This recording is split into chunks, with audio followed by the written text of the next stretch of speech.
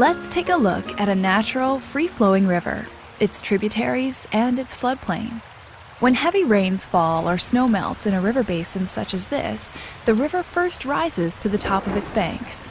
The water then flows into the lowest lying areas of the floodplain, into wetlands, side channels, and marshes.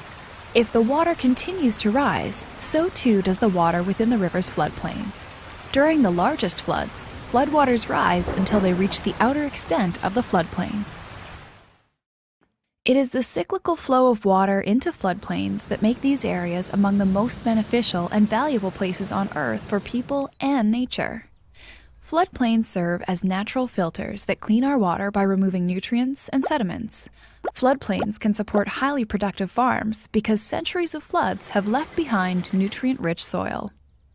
Floodplains also recharge underground aquifers used for drinking water and irrigation. And these areas are among the richest places for wildlife like fish and waterfowl that support important economic activities. But what happens when a river and its floodplain are altered? Dams are often constructed to help by holding back floodwaters and releasing them later. Levees, which are common fixtures along most large rivers, are also built to control floodwaters by keeping water in the river channel. With these structures in place, floodplains can be farmed with a reduced risk of flooding. With a sense of security created by dams and levees, communities often grow within floodplains too. Over time, some towns within floodplains grow into cities. Now let's take a look at what happens when rivers changed by dams and levees flood. As is true with the natural system, the river will first flow into the lowest lying areas of the floodplain. Here, though, few such areas remain. As designed, the reservoir behind the dam stores floodwaters. But if the flooding continues, the reservoir may reach its capacity, sending even more floodwaters downstream and further stressing the levees. During the worst floods, levees can fail or be overtopped. And when levees designed to protect cities fail, the result is often millions of dollars in damages, or worse, the loss of people's livelihoods or even lives. Sadly, history has proven over and over again that in many cases, dams and levees alone are insufficient in protecting communities from floods.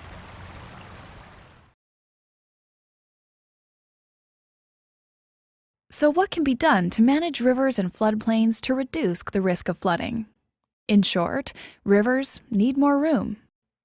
Levees that line a river's edge can be set back into the floodplain farther away from the river, allowing some of the floodplain to become inundated during floods, providing additional room for floodwaters.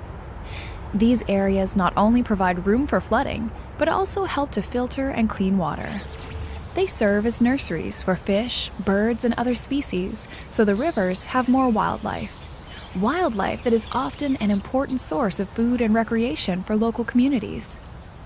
In some cases, farmers may continue to grow crops on the land, particularly those crops that are more flood tolerant.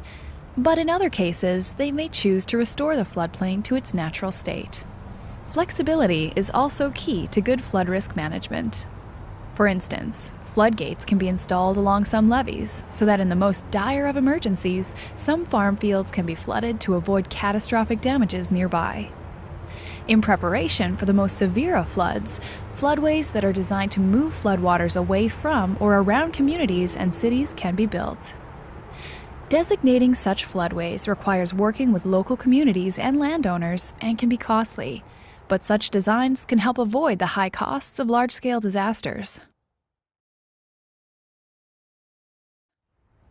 Now let's see what happens when flooding strikes in this scenario, where the river has more room. Again, floodwaters first spill into the lowest lying areas of the floodplain. Here we see there are more places for the water to flow.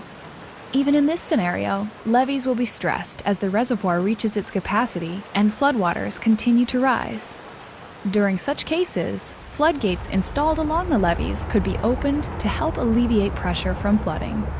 If severe flooding persists and the structures that protect the communities are at risk of failure, the floodway could be activated as a last resort measure of flood protection. This very approach, one that uses dams and levees in conjunction with setback levees, reconnected floodplains, and established floodways, has many benefits. It reduces flood damages, improves water quality, and sustains healthy fish and wildlife. This integrated approach was the reason we avoided catastrophic flooding at large communities and cities along the Mississippi River during the floods of 2011. Flooding that broke records at 6 of the 15 flood gauges on the lower half of the mighty Mississippi. In short, this system, under extreme duress and pressure, performed exactly as it was designed. But there remains room for improvement along the Mississippi, its tributaries, and other rivers in North America and around the globe.